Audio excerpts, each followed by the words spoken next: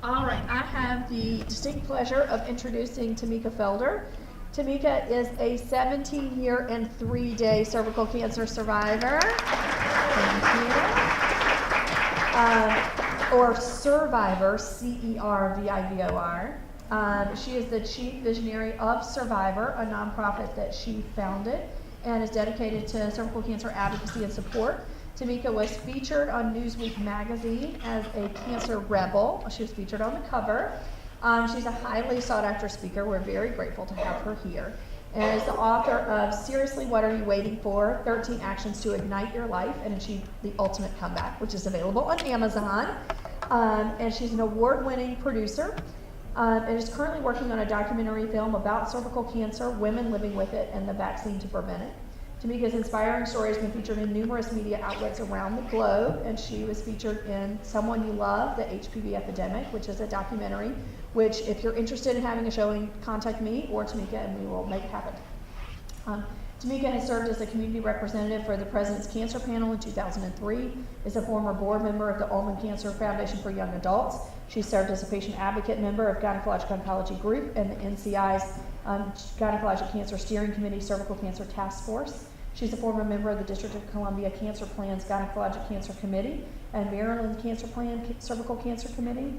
Tamika currently serves on the board of the Global Coalition Against Cervical Cancer, the Advisory Council for the Alliance for Fertility Preservation, and is an expert panel member for the American Society of Clinical Oncology Stratified Cervical Cancer Primary Prevention Guideline Panel. She was recently appointed to the National HPV Vaccine Roundtable Steering Committee, and Tamika is making her survivorship count. So thank you, Tamika.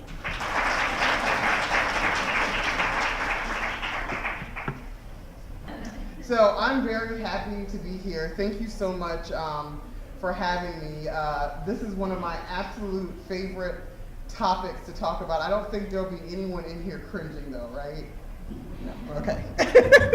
So one of the things that I like to say is that I survived cancer, so I at least deserve a good orgasm, right? Right? Come on, that was funny. Okay, thank you.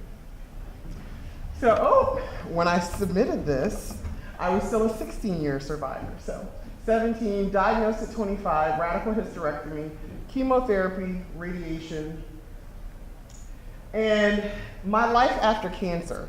So when I was diagnosed, I didn't really think about it in terms of what would my life be about, be like, because I was so focused on would I survive, and the impact of not being able to have a baby was so devastating to me. It was honestly like losing a piece of myself.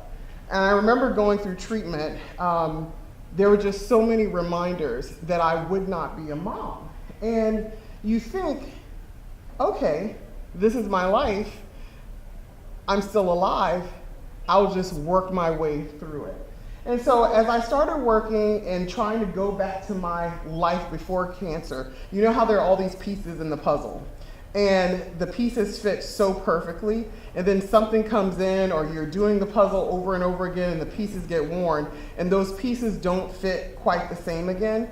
So that's what my life was like after. The way that I healed myself was getting involved in the cancer community.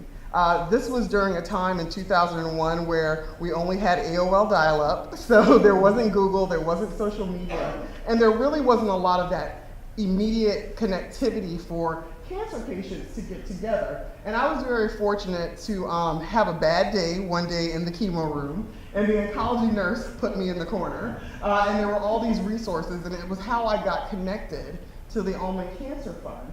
And so through that, I got selected to go on the President's Cancer Panel, and I met Lance Armstrong and Doug Ulman, who really took me under their wing, and they said, and Dr. LaSalle, there's going to be a lot of stuff coming down the pike for cervical cancer. We need someone to talk about it. And I was like, I don't want to talk about this.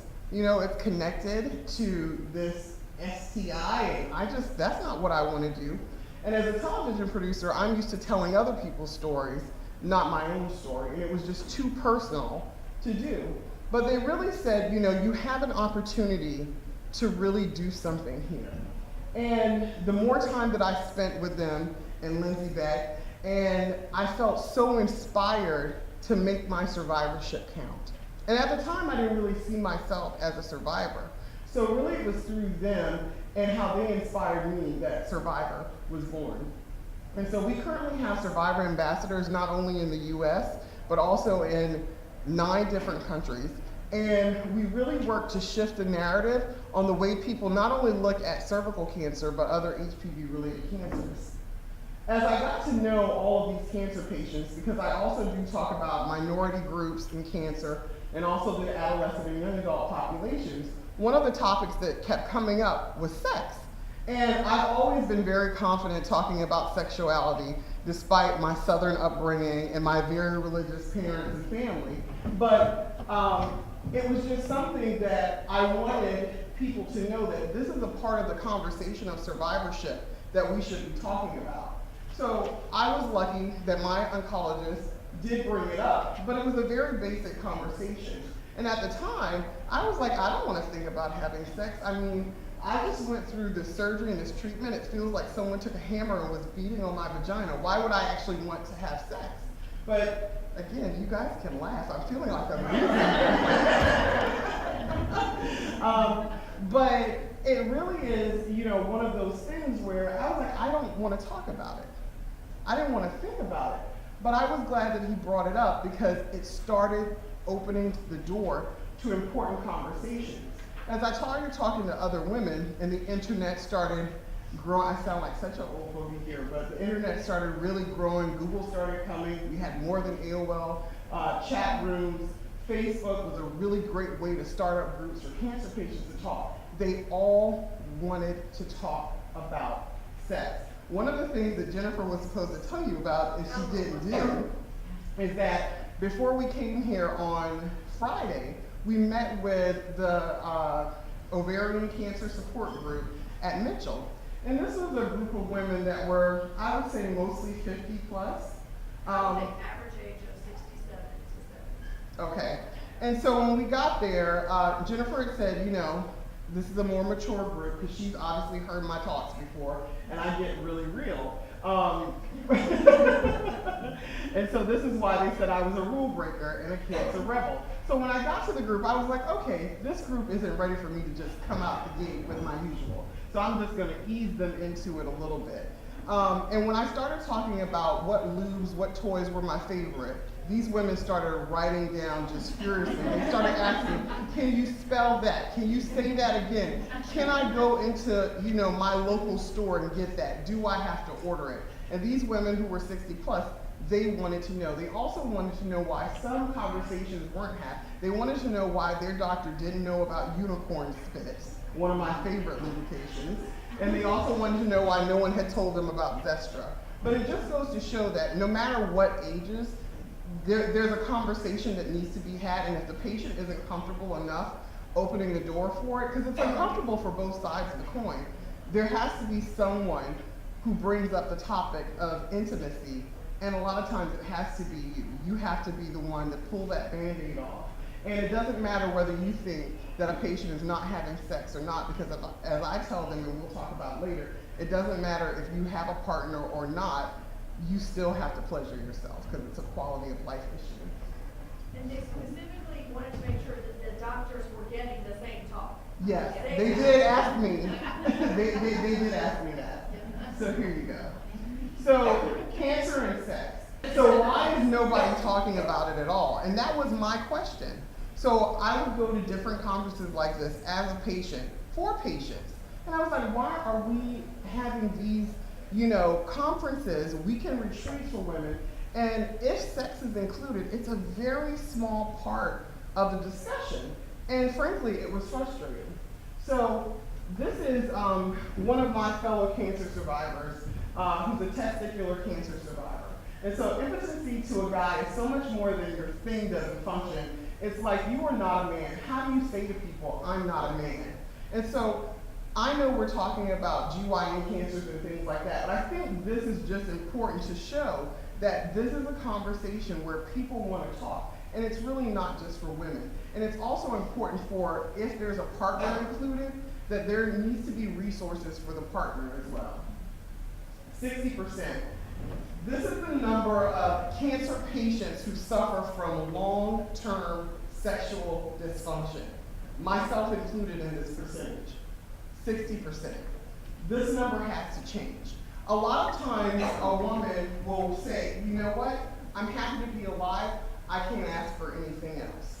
You know, I have a patient several of them whose vaginas have been fused together. And as I told Dr. Pierce and a few others, I'm always looking for something for them because I just cannot believe that there really aren't any resources for them. And we have to think about, too, when we're referring out to people, and I know you're already busy and you don't need any more work. I had one patient that's in the New England area. Her doctor referred her to a therapist. So she went to a therapist, and the therapist's recommendation for her was to go find a mate that also had a sexual dysfunction. That's the resource that she gave to this woman whose vagina had fused together. And so this woman, who at the time, she was in her mid-40s, vibrant young woman, and the doctor basically just told her, find someone else who has a sexual dysfunction, or, you know, because there's really nothing else that you can do at this point. And so this woman wrote me this painful email, and she's just like, I'm just gonna go for the rest of my life without having sex. And that was really sad to me. And I really wanted to help her find something else. Another example is a woman who had cervical cancer. She's in China teaching English as a second language. She doesn't have resources to talk about sex there. So thankfully now there are a lot of therapists who will do Skype sessions and different things like that. That's also a good resource for people who may feel intimidated talking to someone in person. There are therapists who really don't want to do that, but if there is that type of need, there are therapists out there that you can find to do that. So this is another cervical cancer survivor who's one of my survivor ambassadors, who really had a tough issue, not only with her surgery, but hormone replacement. I mean, she's one of those people that literally has like a Ziploc bag full of things to help her. And so she went through a painful divorce when she was first diagnosed after, so she's going through a hard time. She ended up remarrying her high school sweetheart. When she described her sex life in a survey that I did, one of the things she said, all the king's horses and all the king's men couldn't put Humpty Dumpty back together again. Just like a nursery rhyme, sometimes when something is broken, it can't be put back together again. And I hate that, but I understand that, and I want better for people who are young, vibrant people who still have a long life ahead of them. And so we do so well to make sure that they survive cancer. We really want to think about what their quality of life is beyond that cancer diagnosis, and sexuality is a part of that. So status doesn't matter. Whether you're single, dating, married, engaged, widowed, heterosexual, homosexual, whatever your prerogative is, it does not matter, because there is a way to achieve pleasure.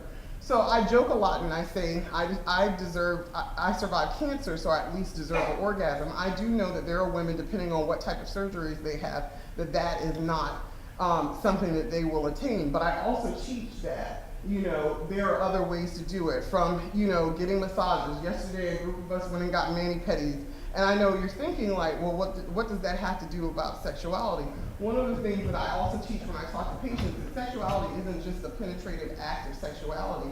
It's also the way that you look at yourself. It's also the message that you tell yourself when you get up in the morning and you look at yourself and you're brushing your teeth. You have to start there.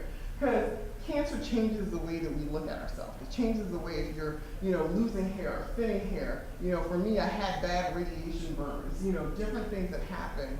How are you looking at yourself? So you have to look within the inside first and work. And again, this is a lot to put on you, but it also means resourcing out to other services to help the quality of life of the patient. I think you all know the health benefits of sex. I always like to tell the patients it promotes world peace. And so, you being a little Tasmanian devil at the office, maybe you need to work on your sexuality. And so, I said, you know, it increases happiness, the mood stabilizer, and this is why whether you have a partner or not, it's very important for you to get your pleasure on, your self-pleasure, that is. So sexuality, like I just said, it includes more than the physical acts of sexuality.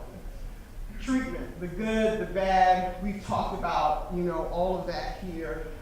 Surgery, therapy, they all impact your sexual health. So it's really good to make sure that you're starting those conversations with your patients, and they really understand what impact it will have on their sexuality. I think when you're dealing with younger patients, maybe you're more prone to talk about those things, but we also have to think about doing it also with our older patients, because if anything, you can just ask the doctors who were at that support session. The session was supposed to end, I can't remember what time it was, but we went over 30 minutes because these women would not stop talking and asking, are you sure it's over the counter? Or do I need to order it? What about a rabbit? What about this? What about a butterfly? You guys know what these things are, right? Yeah, because I told them, you can have a dilator, but there are a lot of fun other things that are colorful and with curls, and they spin around, so then they make you spin around too. So fire and desire, we all want it. It's this thing, right? It's the unicorn. Like, you survived it, your body's healing again, the pieces are back together, it's gonna happen. So we want that, right? We want to feel that euphoric, and then this happens. There are no fireworks, it doesn't happen. It leads to frustration. It's hard on relationships. It makes so much sense to me that testicular cancer and cervical cancer have the highest incidence of divorce. And it all goes back to an intimacy issue. So, when things start to crumble and fall, you have to figure out how to make those fireworks happen. And there is no magical fix. Even now, as a 17-year survivor, I'm still learning what works for my body. The reason why I talk about unicorn spit so much is because that's my new magic fix for now. But what works for me now doesn't mean it'll work for me later. So I would tell patients to be easy with themselves and to think about what works now may not necessarily work later. And you guys should be writing down unicorn spit. It's an actual thing. I'm not just saying that to make it up. It's a really good product. Unicorn spit. You can Google it right now. Clear your cookies if you're using your work phone. So, I'm getting ahead of myself. Doctor-patient communication, definitely success. I love this lady. I'm a huge Golden Girls fan. I love Rue McCallaghan, Blanche, because one thing about her, she'll fall down, but she'll pick herself up again. And I feel like that's what you have to do. You kind of have to literally and figuratively get on the horse and keep going. Setting the mood. Just like I said about getting a man paid, doing things, whatever works for you. Reading books, toys, not the kitty kind. I'm in favor of toys. They're fun, but I know a lot of people have some type of shame about going to get them. I take a lot of field trips with patients in different cities. I'm known for my field trips to sex toy shops.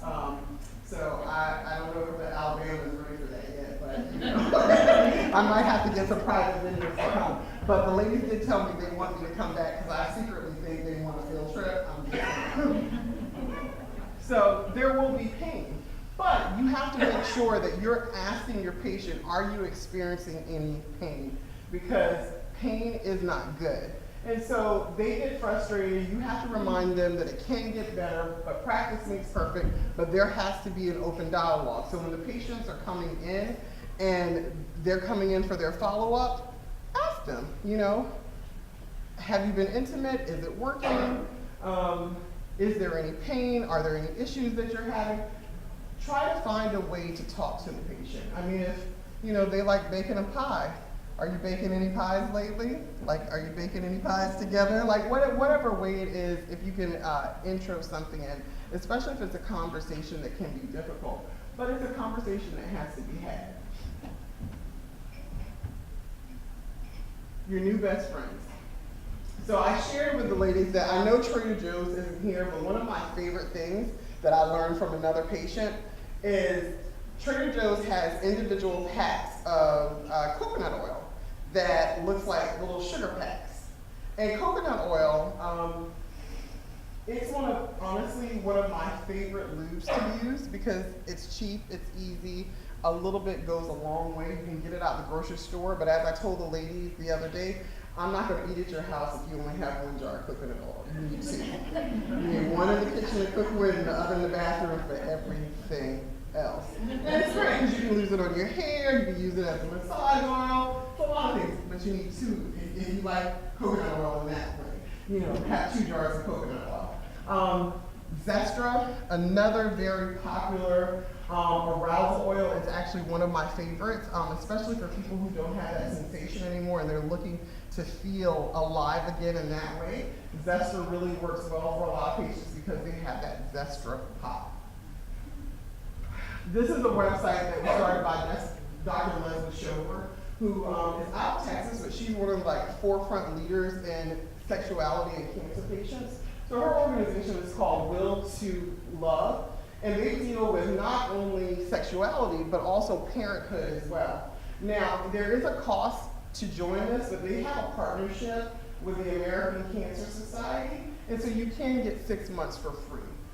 And so it really is a valuable resource for patients who are not only looking to empower themselves and their loved ones through their sexual wellness journey, but also parenthood, and it's a great resource. I always give patients homework to practice, whether it's, you know, putting their dilators in the shower with them, warming it up, putting some coconut oil on it. Sometimes it's just having the thing in the shower with them to get used to seeing it. Because all of this is very intimidating. I want patients to know that there is a life beyond their cancer, and it includes a sexual health side of their life. So this is all my email information. Feel free to get in touch with me, and if you have any questions, just let me know.